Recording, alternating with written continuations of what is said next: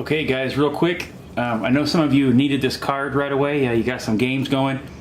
What I'm doing is, this is going to be edited a little bit. One of my guys called me out when I did the video because I actually changed 2 of these before I released a card, and it was a stupid reason why I changed it. It was because on Pacific Oil I couldn't fit Dutch New Guinea, so I took it off, and since there was only 3 territories on Europe, I took off Caucasus because it did say SW Persia plus Caucasus.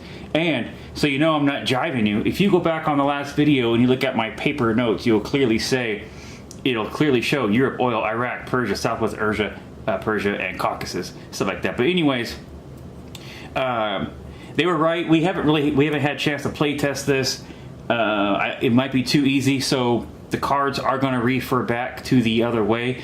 And so I spent, as simple as it sounds, I thought about it for a while how to word this, because you can see I have no more room. There's no more tweaking anything. So this is going to say not Java, Celebes, Sumatra, and French or Dutch New Guinea. It's going to say Pacific Dutch Islands, okay, or all Pacific Dutch Islands.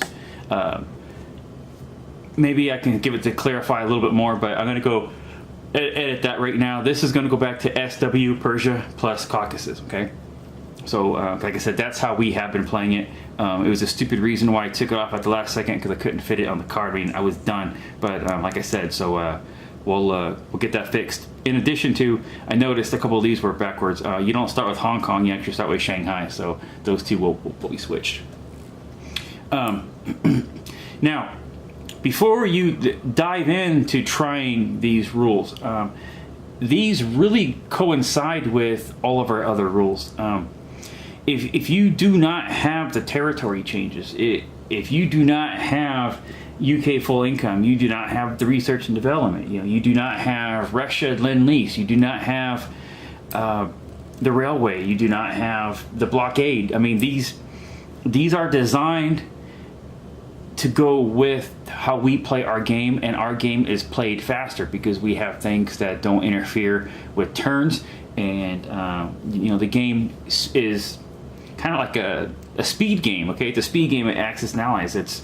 That's why 10 rounds is like, there's no reason to ever go past 10 rounds, because you've probably played the accumulative of 13 rounds because everything has moved so fast and whatnot.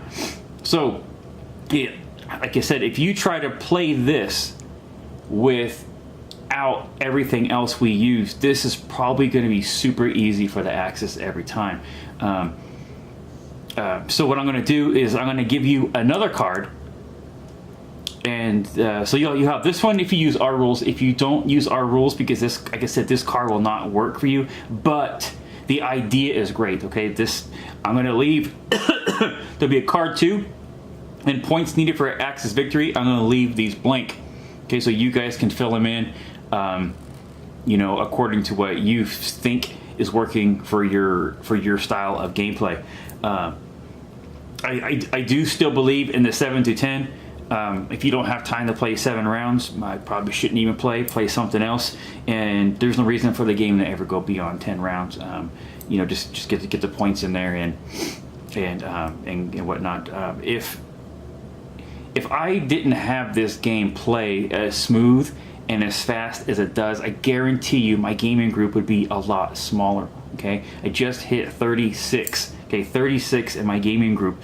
That's, now granted, that gives me a lot of options to play with a lot of people at any given time, but I guarantee you, if these games took 12 hours every day, people would not want to play this as much, and my gaming group would be a lot smaller. So I believe in these rounds, okay? I believe in getting this game done in a good amount of time. So again, if you do not use this, like I said, even, you know, Italy turning allies, I mean, this has all been tested with our rules. That's why these numbers do not look very big. You start the game with 8, you only got to get 4 more. Well, that doesn't seem very difficult, and it is not very difficult if you're not using our rules. If you're using our rules, it is, you know, it is difficult. Like, you know, China cavalry is every little thing, every little aspect.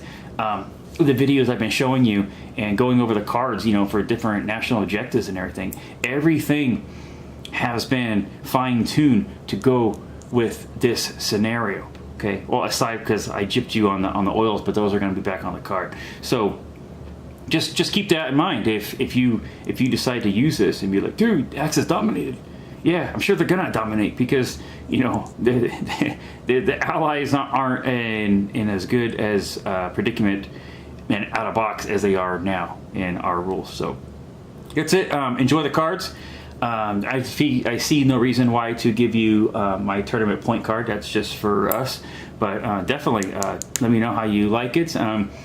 If you play this with your own rules, you know, kind of give me a heads up of what rounds are you guys are using. That way I can do a video later, you know, give you guys recommendations on how many per round. Like I said, I've never tested it. I've never tested out of box per round. It just our rules per round. Okay, so that's it. Take care, guys, and we're gonna do some mold making a little bit. We're gonna actually make a mold tonight, and then tomorrow we're gonna cast the pieces. So it's gonna be kind of fun and something new. You know, trying to get back to doing some customizations and whatnot. All right, guys, take care. As soon as I find the button.